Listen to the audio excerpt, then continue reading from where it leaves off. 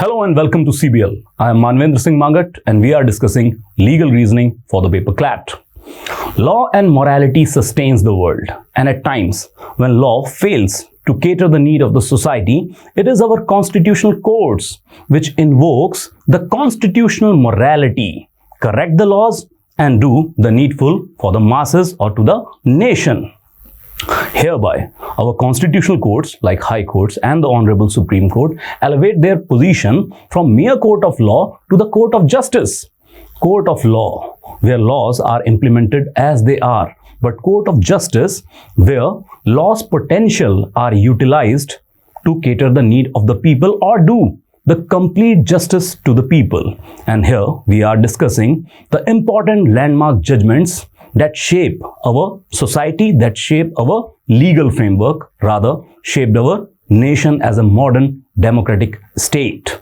So let's bring it on, and we will be discussing the cases in relation to the fundamental rights as well. So the very first is Ramesh Thapar versus State of Madras 1951 judgment by the Honorable Supreme Court. So what happened in Ramesh Thapar case? So the petitioner was basically a publisher of a newspaper. So एक Crossroads नाम से newspaper publish किया करते थे जो Madras circle में distribute किया जाता था, बेचा जाता था। लेकिन ये पेपर था जो गवर्नमेंट की पॉलिसीज़ को, मिनिस्टर्स को और उनके जो भी करप्शन टाइप के या मैल एडमिनिस्ट्रेशन टाइप की चीज़ें थी उनको हाईलाइट करता था, क्रिटिसाइज करता था। मद्रास गवर्नमेंट ने इस न्यूज़पेपर की पब्लिकेशन के ऊपर बैन लगा दिया कि अब ये मद्रास स्टेट के अंदर पेपर नहीं बेचा जाएगा, इसकी एंट्री नहीं हो सकती है। Now Ramesh Thapar, the petitioner challenged in court of law that it is in violation of Article 19(1)(a). Now we know that our fundamental rights do not provide right to media as a fundamental right explicitly, but media rights, that is implicit in the Article 19(1)(a). At the end of day, what is media? It is a medium of expression. Society में, polity में, economy में क्या हो रहा है, media ये हमें बताता है।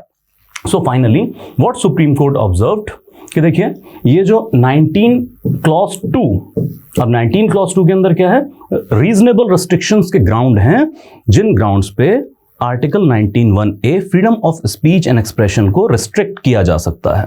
बट यहाँ पे रीजनेबल रिस्ट्रिक्शंस के ग्राउंड जो कि रीजनेबली इंप्लीमेंट होने चाहिए, अनरीजनेबली रिस्ट्रिक्ट नहीं कर सकते हैं।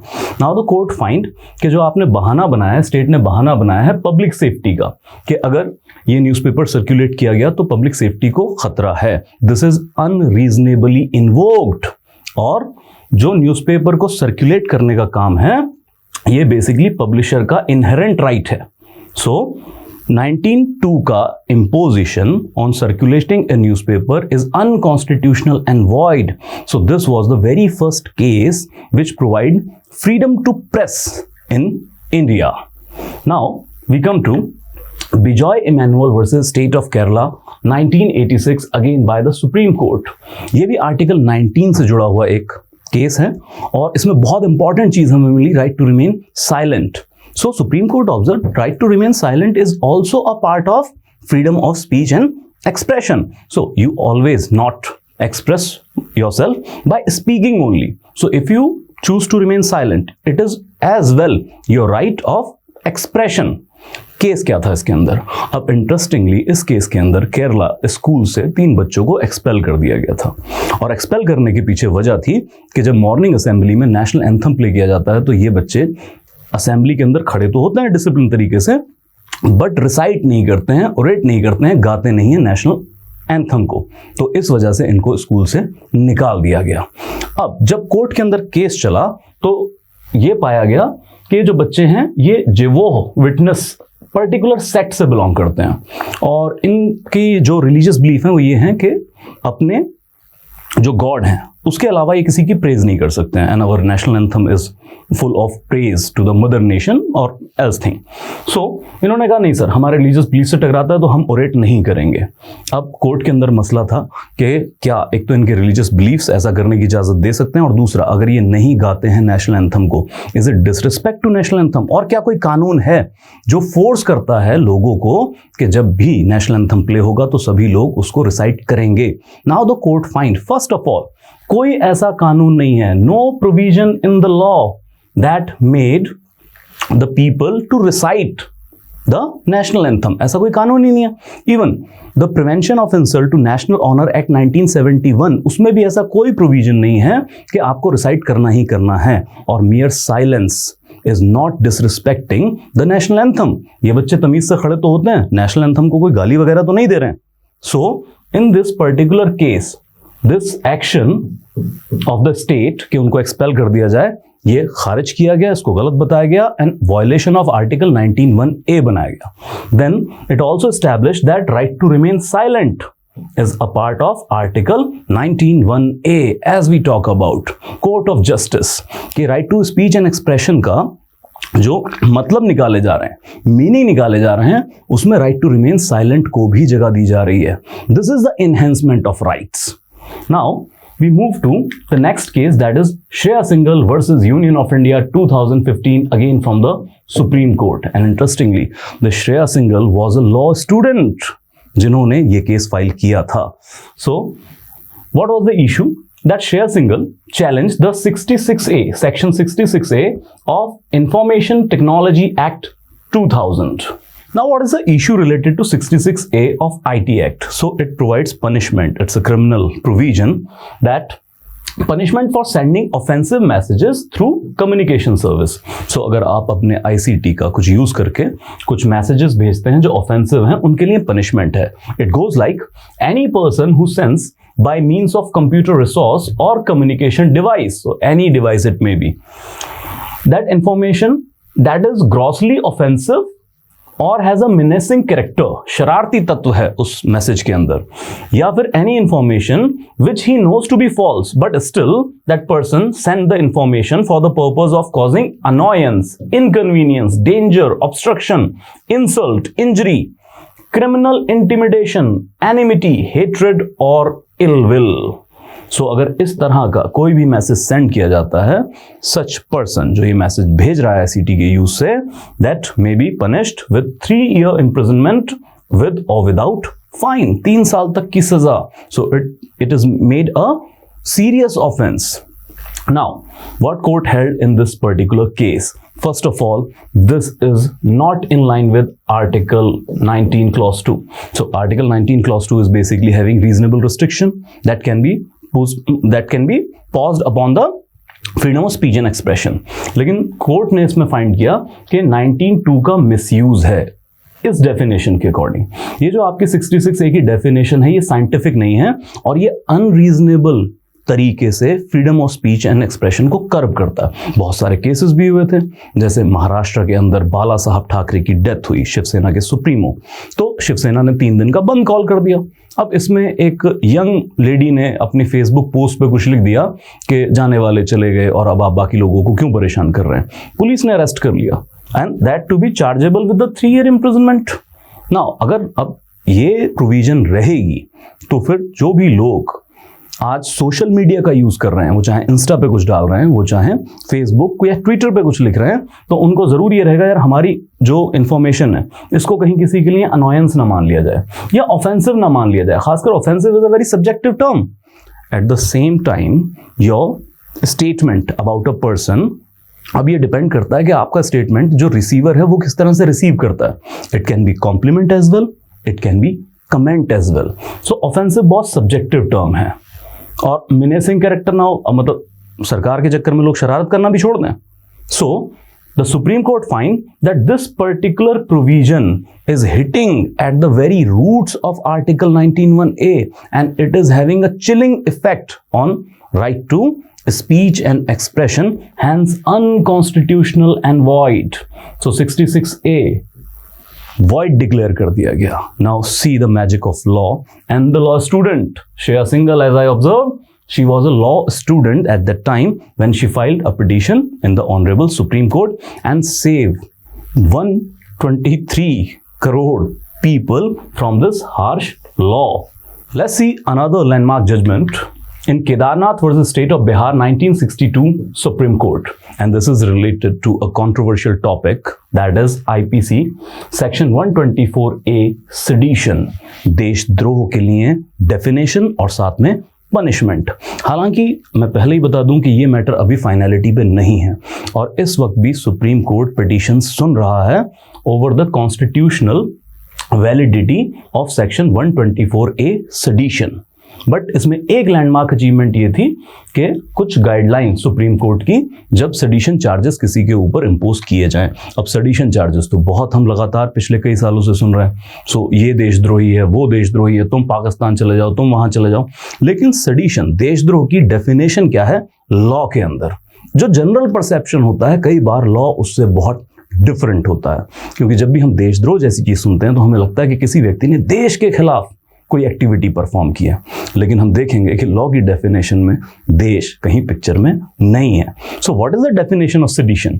It goes like whoever by words either spoken or written or by signs or by visible representation or otherwise means anyhow हाउ, किसी भी तरीके से, brings or attempt to bring into hatred और contempt, so these are the keywords, वो कोशिश करता है hatred या contempt की फीलिंग लाने के लिए, और excites और attempt to excites भड़काता है, disaffection मुंह तोड़ हो जाना, मोहभंग हो जाना, towards whom? Towards the country? No, towards the government established by law in India.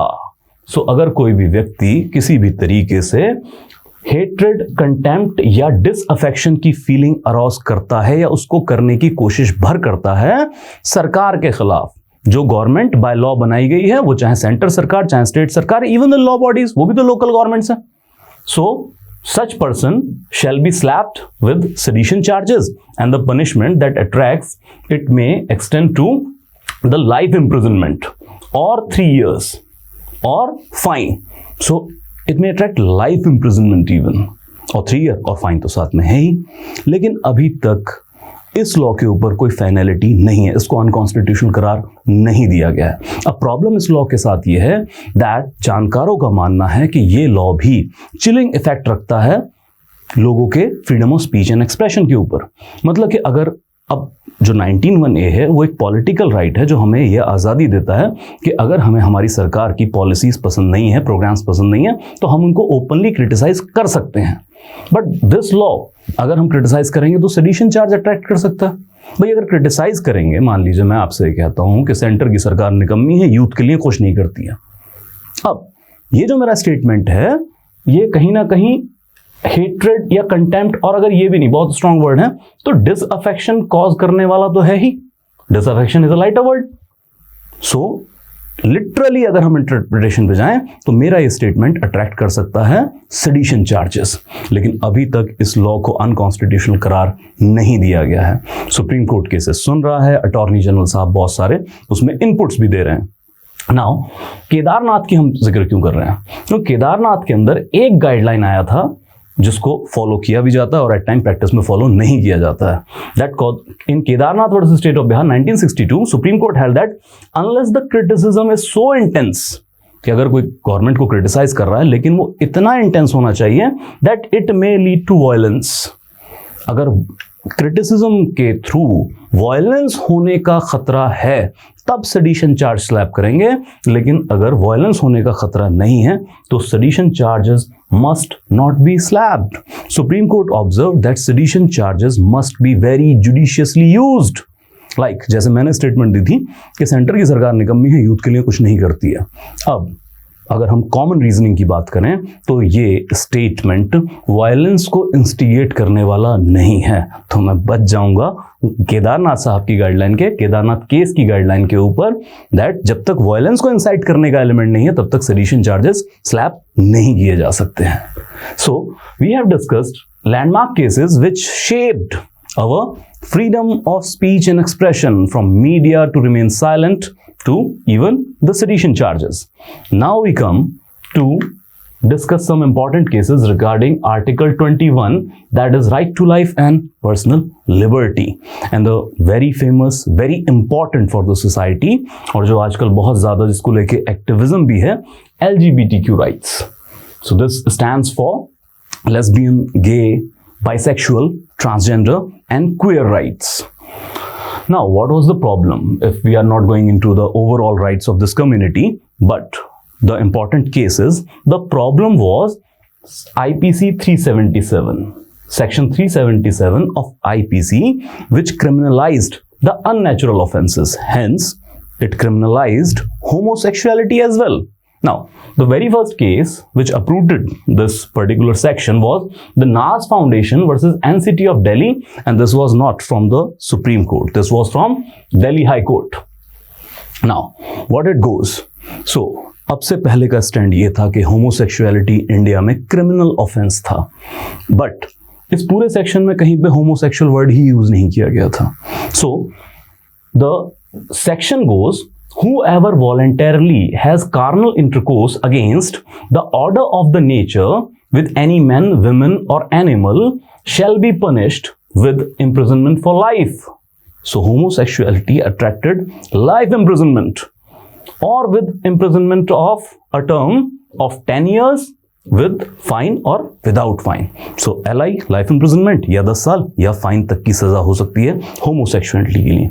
Interestingly पूरे सेक्शन में कहीं होमोसेक्सुअलिटी वर्ड नहीं यूज किया गया था, बट ये मान लिया गया कि जो होमोसेक्सुअलिटी है it is a sexual relation against the order of the nature.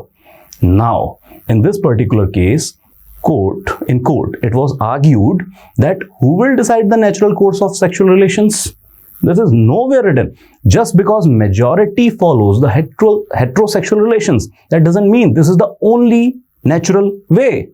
So, in this particular case, Section 377 of IPC was found unconstitutional and void as it hit at the very roots of Article 21, right to life and personal liberty. So, it is a matter of personal liberty to choose a partner.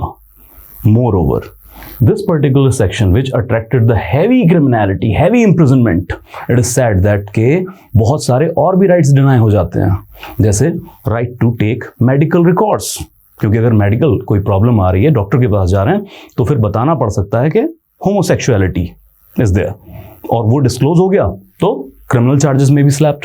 सो बहुत सारे restrictions सिर्फ इस section की वजह से थे. नास foundation case में दिल्ली हाई कोर्ट ने कहा सेक्शन 377 वॉइड है, इसीलिए होमोसेक्सुअलिटी को इस केस के अंदर डीक्रिमिनलाइज कर दिया गया.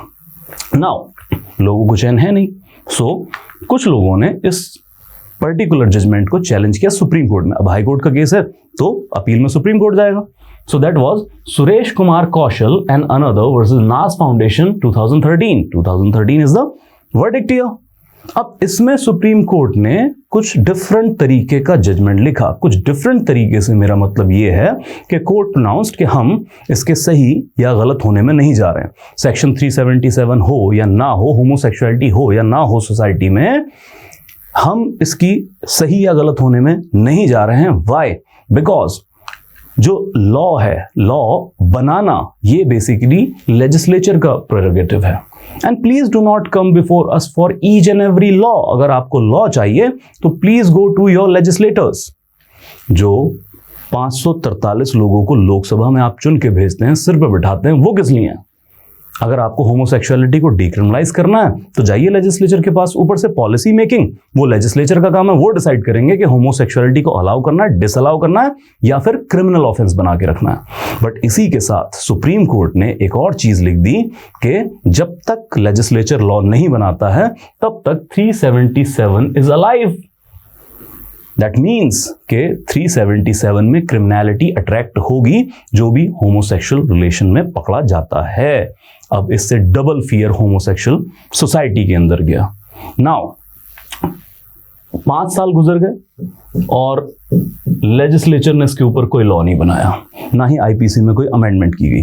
फाइनली फिर से लोगों ने सुप्रीम कोर्ट के अंदर केस किया और इस बार केस का साइटेशन है नब्ते Johar versus union of India 2018 supreme court. और इस बार सुप्रीम कोर्ट ने ऐतिहासिक कदम उठाते हुए, ये देखते हुए कि लेजिस्लेचर अपनी जिम्मेवारी नहीं निभा रहा है, तो फिर in a vibrant democracy, being the protector of the fundamental rights, they cannot sit silent.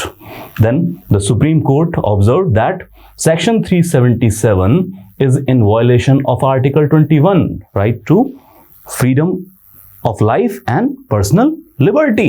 So, right to life के खिलाफ जा रहा है. Again, choosing a partner is your personal rights matter.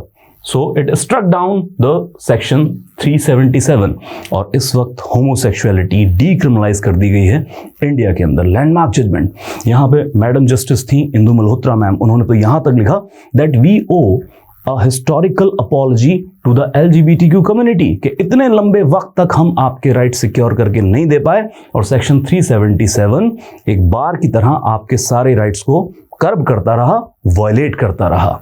But इसी के साथ एक इंपॉर्टेंट इंफॉर्मेशन, और ये ना कहिएगा, ना समझिएगा कि नवतेज जौहर केस के बाद homosexual marriages are allowed in India. हालांकि अभी कुछ कपल्स ने सुप्रीम कोर्ट में केस फाइल किया है कि होमोसेक्सुअल मैरिजेस भी अलाउ होनी चाहिए, क्योंकि this particular case only decriminalise the homosexuality.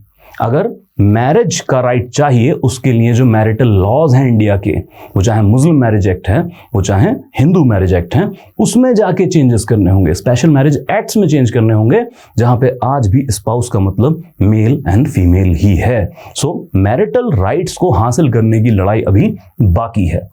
Now we come to another important judgment about Nalsa versus Union of India 2014. Now this particular case was in regarding with the third gender's right. So third gender, which is basically called inunch और with all due respect society में हिजलाज या इस तरीके के शब्दों से बुलाया जाता है। So we are talking about third gender, other the male and the female. In this particular judgment, as we talked, the law and morality sustains the world. और जब law fail होता है तो morality को establish करने के लिए, constitutional morality को establish करने के लिए हमारे कॉन्स्टिट्यूशनल कोर्ट्स आगे आते हैं। इन this particular case supreme court held that third genders must be given equal opportunity in all the fields. All their fundamental rights must be protected on the same par as other citizens' rights are protected. So basic मुद्दा यह है कि third gender अगर आप देखें तो अभी male female के अलावा तीसरा बॉक्स किसी भी सरकारी फॉर्म में अब आने लगे हैं। इससे कुछ साल पहले आप चले जाएं, एक डिकेड पहले चले जाएं, तो स्कूल का हो, चाहे हॉस्पिटल का फॉर्म हो, चाहे सरकारी नौकरी का फॉर्म हो, मेल और फीमेल के अलावा कोई बॉक्स ही नहीं होता टिक करने के लिए, तो कहीं अप्लाई ही नहीं कर सकते थे। बेसिकली ये कहा गया है कि आइडेंटिफिकेशन की जाए थर्ड जेंडर्स की और उनके सारे राइट्स, वो चाहे मेडिकल राइट्स हैं, चाहे हेल्थ राइट्स हैं, चाहे एजुकेशनल राइट्स हैं, राइट टू लिवलीहुड है या राइट टू हाउसिंग है, राइट टू गवर्नमेंट जॉब्स है, उन सब में इक्वल अपॉर्चुनिटी प्रोवाइड करनी है to the third genders. They are the equal citizens, hence they must have equal access to all the fundamental rights provided by the constitution itself. Our next important case is retired Justice K.S. Puttaswamy versus Union of India 2017 Supreme Court, and this is related to right to privacy. जिस केस ने right to life and personal liberty को highest pedestal पे पहुंचा दिया है। Basically case था आधार act के बारे में, जो आधार कार्ड हम बनाते हैं, और कंटेंशन ये था कि जो आधार एक्ट है इसके अंदर जो इंफॉर्मेशंस ली जा रही हैं वो ब्रीच है राइट टू प्राइवेसी का। हालांकि आधार एक्ट को तो अनकॉन्स्टिट्यूशनल नहीं किया गया क्योंकि कोर्ट ने नहीं माना कि ये ब्रीच है राइट टू प्राइवेसी के ऊपर, बट इस इंपॉर्टेंट केस के अंदर राइट टू प्राइवेसी को as a fundamental right establish कर दिया गया। 9 जज बेंच था, 9-0 से वर्डिक्ट था। सारे के सारे जजेस ने टोटल कंसेंसस के साथ कहा right to privacy is a part of fundamental right under article 21, right to life and personal liberty. The basic philosophy says कि राइट टू लाइफ जो आर्टिकल 21 में दिया गया है, this is not mere right to live, rather it is right to dignified life and all the virtues which ensures the right to dignified life must be ensured under article 21. So in this case ये कहा गया कि some amount of privacy, it is highly intrinsic to establish right to dignified life. अगर privacy बिल्कुल खत्म कर दी जाएगी, state हर जगह ब्रीच करेगा, तो right to dignified life maintain नहीं रह पाएगी।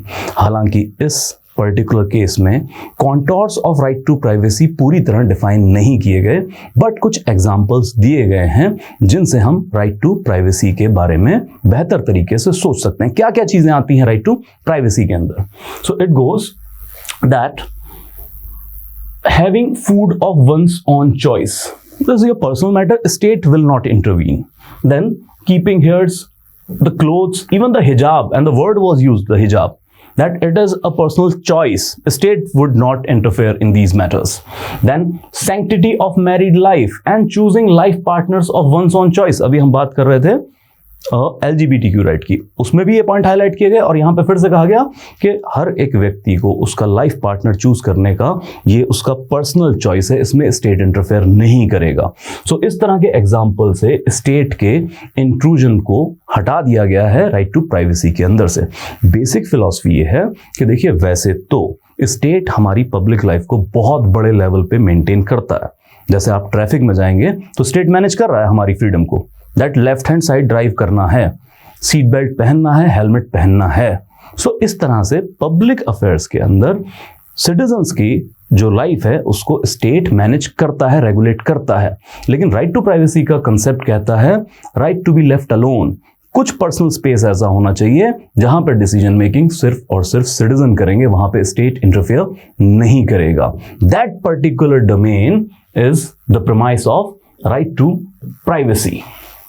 सो दिस वाज जजमेंट. जरूर याद रखिएगा, कई बार एग्जाम्स में पूछा जाता है.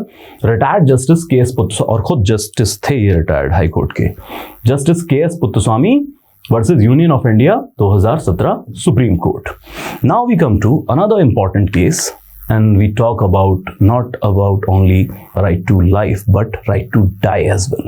So the case was Aruna Ramchandra Shanbhoy versus Union of India 2011 Supreme Court, and this is related to euthanasia, the mercy killing. India में अलाउड नहीं है.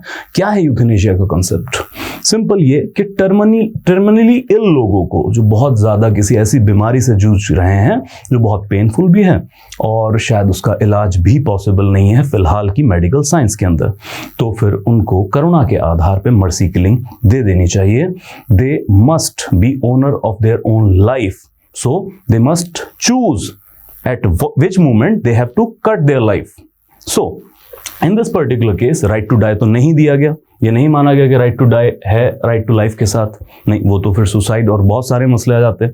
बट इस केस के अंदर सुप्रीम कोर्ट ने यूथनेशिया को दो हिस्सों में बांट दिया, एक्टिव यूथनेशिया और पैसिव यूथनेशिया. और हिस्टोरिकली इंडिया के अंदर पैसिव यूथनेशिया को अलाउ किया गया but under the strict monitoring of the courts. Now what is the difference between active and passive euthanasia? Active euthanasia is killing a person by some overt act, by doing something act like injecting a lethal injection. But passive euthanasia is not doing something. कोई overt act नहीं कर रहे हैं जिससे death cause हो रही है, rather not doing something to live that person. जैसे कि medications को withdraw कर लेना, life support system को withdraw कर लेना. तो इंडिया में passive euthanasia 2011 से अरुणा शानबॉय मैम के केस से अलाउ किया गया है. लेकिन पैसिव यूथनेशिया भी कोर्ट की परमिशन पे ही हाई कोर्ट या सुप्रीम कोर्ट में पिटीशन डालना होगा. कोर्ट्स एक डॉक्टर्स का पैनल बनाएंगे to check the case fit for passive euthanasia और not fit for the passive euthanasia. Then courts के ऑर्डर पे कोई व्यक्ति पैसिव यूथनेशिया एक्सरसाइज कर सकता है. So this was the case जिसने पैसिव यूथनेशिया अलाउ किया. एक्टिव अभी भी अलाउड नहीं है. बट इसी के बाद में एक और केस फाइल किया गया था in Common Cause versus union of India. इस केस में अलाउ कर दिया गया है that right to dignified life is a part of right to life under article 21. और यहां पे भी ओपनली परफॉर्म की बात नहीं है. ये कहा गया है कि कोई पर्सन लिविंग विल बना सकता है कि अगर मैं कभी इन हालातों में चला जाऊं तो मुझे पैसिव यूथेनाइज कर दिया जाए. तो लिविंग विल के थ्रू, और लिविंग विल रजिस्टर्ड होनी चाहिए मजिस्ट्रेट साहब के पास विद विटनेसेस, और ठीक हालत में, जब आप सेन हालत में हैं तब वो विल बनी होनी चाहिए. तो फिर उस विल की एग्जीक्यूशन के वक्त पैसिव यूथनेशिया अलाउ किया जा सकता है. So these two important cases are related to euthanasia but passive euthanasia in India, and passive euthanasia is basically a part of right to dignified life itself. और याद रखें, जिन भी मुल्कों में जैसे एरिगेनो स्टेट ऑफ यूएस है, यहाँ पे भी जहाँ भी यूथनेशिया अलाउ है वहाँ पे इसको right to life and personal liberty का ही पार्ट माना जाता है. बट इंडिया में अभी ये बहस शुरू हुई है, अभी इनिशिएशन स्टेज पे है. तो देखते हैं कब तक सोसाइटी इन पॉइंट्स के ऊपर सहमत होती है और एक पर्टिकुलर लॉ आता है इंडिया में यूथनेशिया के लिए. आप देख रहे हैं लॉ पूरी तरह से साइलेंट है, लेजिस्लेचर ने कोई लॉ नहीं बनाया इसके लिए, बट लोगों को उनके राइट्स प्रोवाइड करने के लिए कोर्ट्स आगे आ रहे हैं. Then we come to Shah Bano Begum case, 1985 Supreme Court, and Shaira Bano versus Union of India 2017. हालांकि दो अलग अलग केस हैं बट टॉपिक सेम है, मुस्लिम मैरिज। अब टॉपिक मुस्लिम मैरिज का होते हुए भी कंटेंट दोनों केसेस का कैसे डिफरेंट है, क्योंकि Shah Bano Begum case dealt with the right to maintenance, right to get maintenance at divorce,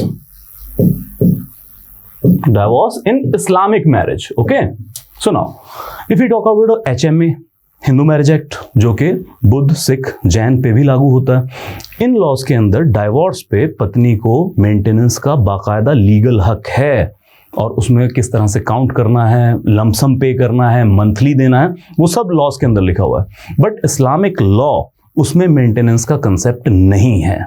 so Shah Bano Begum madam को जब 62 साल की उम्र में इनके वकील शौहर ने तलाक दिया और घर से निकाल दिया, तो उस वक्त इन्होंने सुप्रीम कोर्ट में केस फाइल किया कि मुझे तलाक पे कोई वो ट्रिपल तलाक वाला इशू नहीं, कि वो जाने दीजिए, मुझे अब इस इंसान के साथ रहना भी नहीं है, बट मुझे मेंटेनेंस चाहिए, मुझे इक्वालिटी चाहिए in India at par with Hindu, Buddh, Sikh और अदर विमेन। क्योंकि अगर उस धर्म में होते तो मेंटेनेंस मिलता। क्या गलती है मेरी, सिर्फ कि मैं भारत में पैदा हुई और मैं इस्लाम में पैदा हुई, तो आप मुझे डिनाई कर रहे हैं equality right in this particular case. अब क्योंकि इस्लामिक लॉज जो मैरिज के ऊपर हैं उसमें मेंटेनेंस का कोई कंसेप्ट नहीं है, बट स्टिल कोर्ट्स फिर से आगे आते हैं, मोरालिटी को इन्वोक करते हैं और मैटर को रिलेट करते हैं with section 125 of CrPC. 125 of CrPC, जिसमें हस्बैंड वाइफ हस्बैंड से, या बच्चे अपने माँ बाप से, या बुजुर्ग पेरेंट्स अपने बच्चों से मेंटेनेंस ले सकते हैं। सो अब सीआरपीसी ये सेक्युलर लॉ है, ओके, ये तो सभी पे लागू होगा irrespective of the religion, caste, creed. So the supreme court related this particular issue कि हाँ भाई सेक्शन 125 में काउंट करते हैं और मुस्लिम मैन को जो मेंटेनेंस है वो डिवोर्स्ड वाइफ को देना होगा। और this was the landmark judgment जिसने मुस्लिम विमेन के क्वेस्ट फॉर फ्रीडम और इक्वालिटी को नए सिरे से इनिशिएट किया इंडिया के अंदर।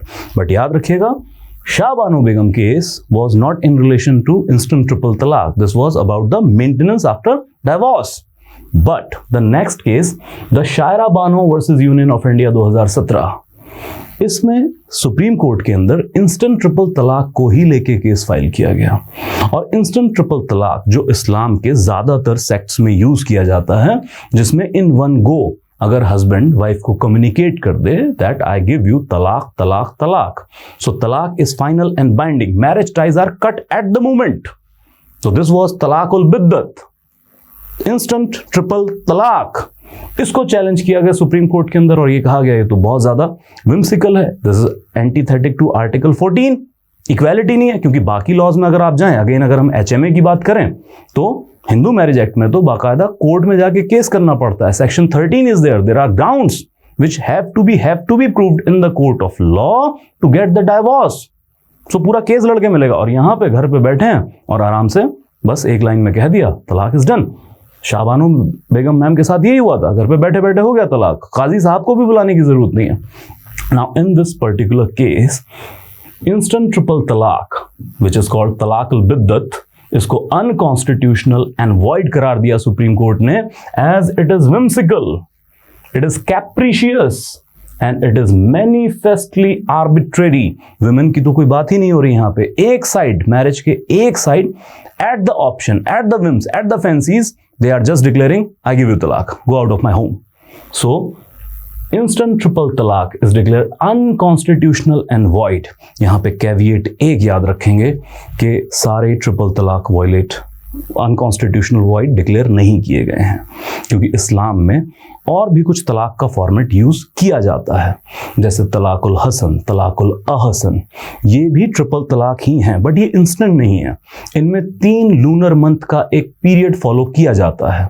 जैसे हसन या हसन की बात कर लूं तो जैसे एक तलाक आज कह दिया, फिर 1 महीने का गैप दूसरा प्रोनाउंस कर दिया, फिर 2 महीने बाद 2 और तलाक प्रोनाउंस कर देंगे। इस तरह से एक 3 महीने का गैप है।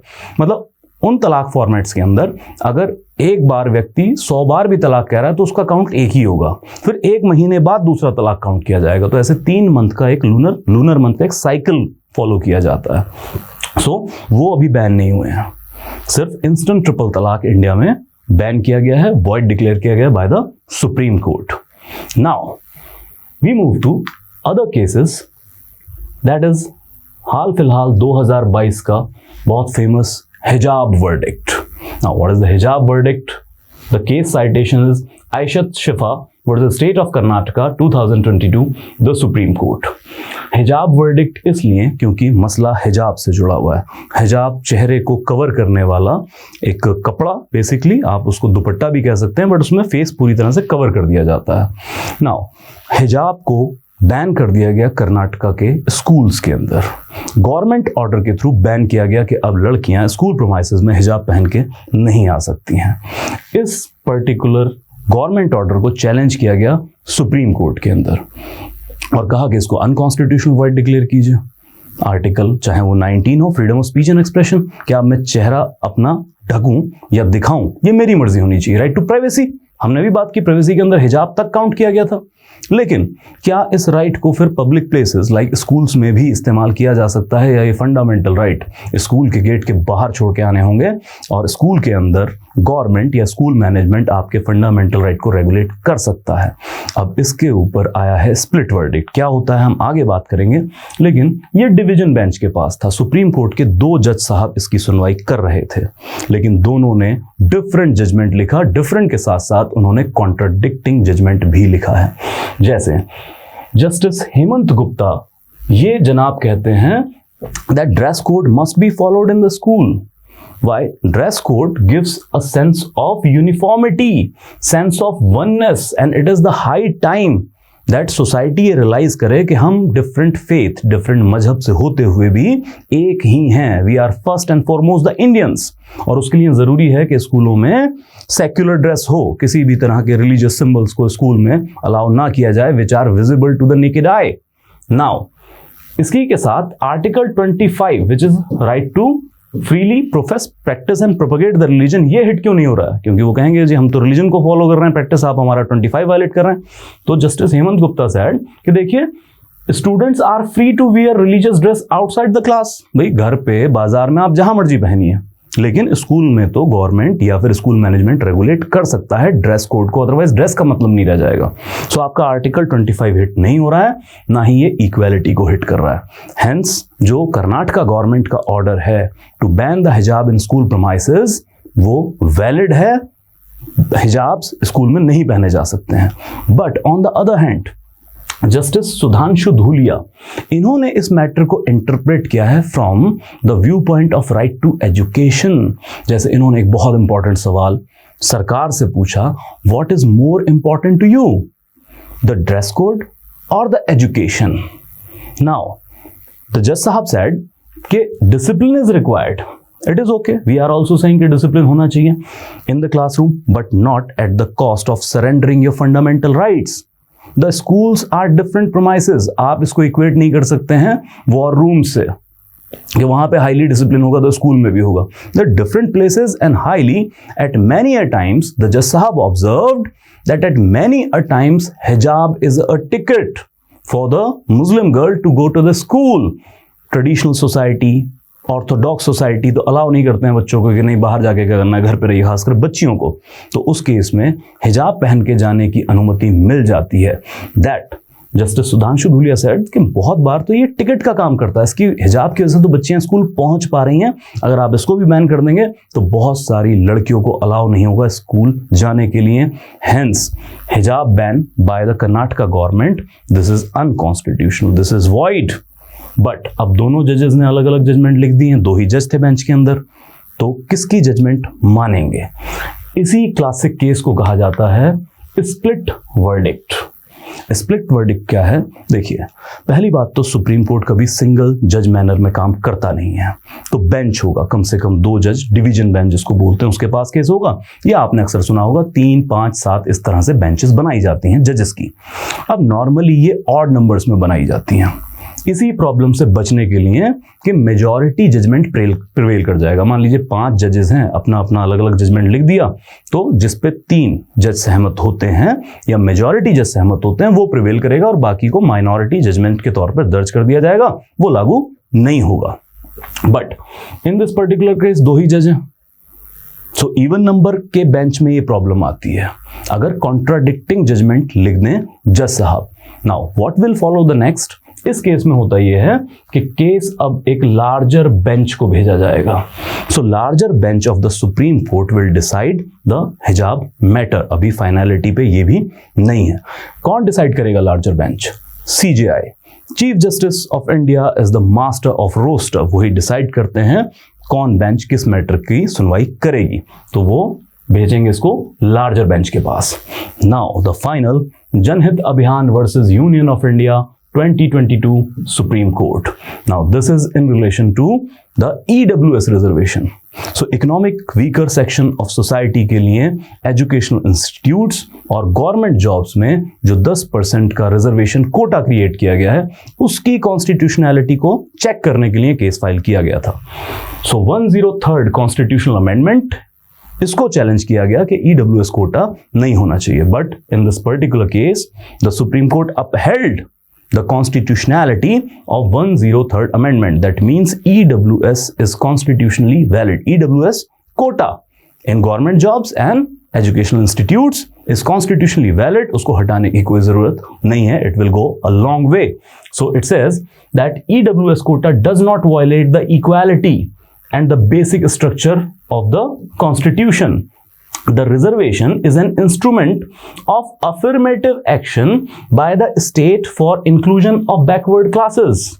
So जब भी हम रिजर्वेशन की बात करते हैं, इक्वालिटी का एक्सेप्शन नहीं है ये, rather these are the enabling clauses. Enabling clauses means जो आर्टिकल की मेन स्पिरिट है उसी को एस्टैब्लिश करने के लिए आप ये enabling provisions लेके आए हैं। Reservation will give you the premise, give you the opportunity, जहां पे disadvantaged class को आप helping hand देके बराबरी पे ला रहे हैं to the other section of the society. So in जनहित अभियान versus Union of India, EWS quota in government jobs and educational institute is constitutionally valid. It will go a long way. So these are the most important cases जिसमें हम बार बार देख रहे हैं कि जहां पे लेजिस्लेचर फेल हुआ है अपनी ड्यूटी निभाने में, कानून ही नहीं बना पा रहे हैं, एग्जीक्यूटिव फेल हुआ है कानूनों को लागू करने में, वहां कॉन्स्टिट्यूशनल कोर्ट्स आगे आते हैं और कॉन्स्टिट्यूशनल स्पिरिट को एस्टैब्लिश करते हैं, जिंदा रखते हैं इस मुल्क के अंदर। Now we move to our last phase of the discussion, that is the legal phases. So legal phases different type के हम जो end में discuss करते हैं। Now today the very first is scheduled area. Now what is scheduled area?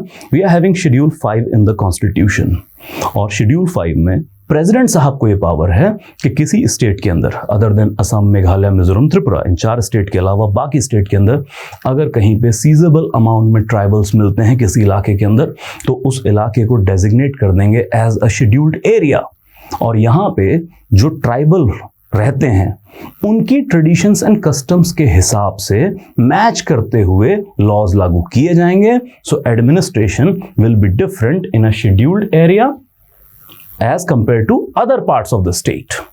Now we come to simple imprisonment.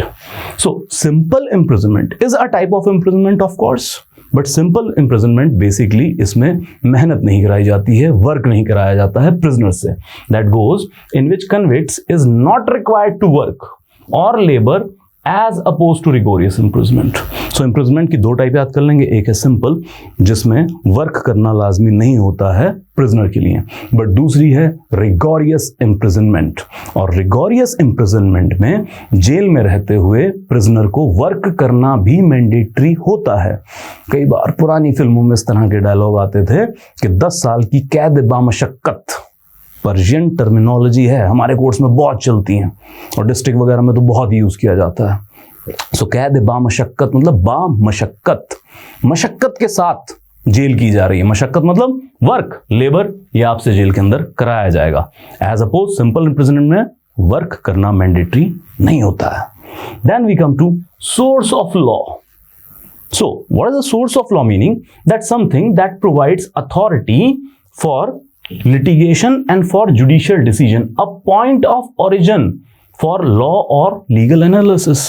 अब जो भी कोई एक्ट बन रहा है, मान लीजिए, चलिए हम मानते हैं कि legislature is the source of law, क्योंकि वो बना रहे हैं, इनेक्ट कर रहे हैं, बट ये जो लॉ का कंटेंट है इसका भी तो कोई ना कोई सोर्स होता होगा, किसी ना किसी प्रैक्टिस, ट्रेडिशन, किसी डॉक्यूमेंट से आपने ये लॉ बनाया होता है, इंस्पायर होके, किसी फिलॉसफी से, आइडियोलॉजी से इंस्पायर होके।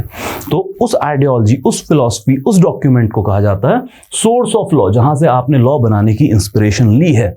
जैसे इंडिया में हम ये पढ़ते हैं that earliest source of law in India was Manusmriti. Manu the writer, so Manusmriti is the oldest source of law in this country. Then we come to SLP. This provided under 136 article of Indian Constitution, especially petition, and this is the discretionary power of the Supreme Court only. Now, Supreme Court may, in its discretion, आपको ये इजाजत दे सकता है कि आपका case कहीं भी किसी भी कोर्ट से डिसाइड हुआ है तो अब आपको इंटरवीनिंग कोर्ट्स में जाने की जरूरत नहीं है, आप सीधा सुप्रीम कोर्ट के पास अप्लाई कर सकते हैं। हमने अभी विजय इमैनुअल केस पढ़ा था, विजय इमैनुअल केस SLP में ही फाइल किया गया था। मान लीजिए आपका केस जजमेंट डिस्ट्रिक्ट कोर्ट से आया, अब आपको नहीं लगता है कि आपको न्याय हाई कोर्ट से मिल सकता है और आपके पास इतना टाइम भी नहीं है कि पहले आप हाई कोर्ट फिर सुप्रीम कोर्ट जाएं, तो आप सुप्रीम कोर्ट से रिक्वेस्ट कर सकते हैं कि हमें स्पेशल लीव दीजिए, leave from appealing in the intervening courts, और हम डायरेक्ट आपके पास पिटीशन फाइल करना चाहते हैं। सुप्रीम कोर्ट अपनी डिस्क्रिशनरी पावर यूज करते हुए SLP अलाउ कर सकता है, फिर ये केस सीधा सुप्रीम कोर्ट के अंदर इनिशिएट किया जाएगा। Now we come to the trademark.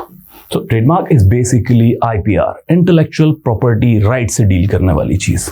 What it goes, the mark used in relation to the goods for indicating a connection in the course of trade between goods and some persons having rights as proprietor to use that mark. So trademark को copy नहीं किया जा सकता है। जैसे Adidas का कोई trademark हो जाए, नाइकी का कोई ट्रेडमार्क हो जाए, मर्सिडीज का कोई ट्रेडमार्क हो जाए, वो अलग बात है कि इंडिया में फर्स्ट कॉपी का चलन बहुत ज़्यादा है, बट वो सब इलीगल एक्टिविटी है।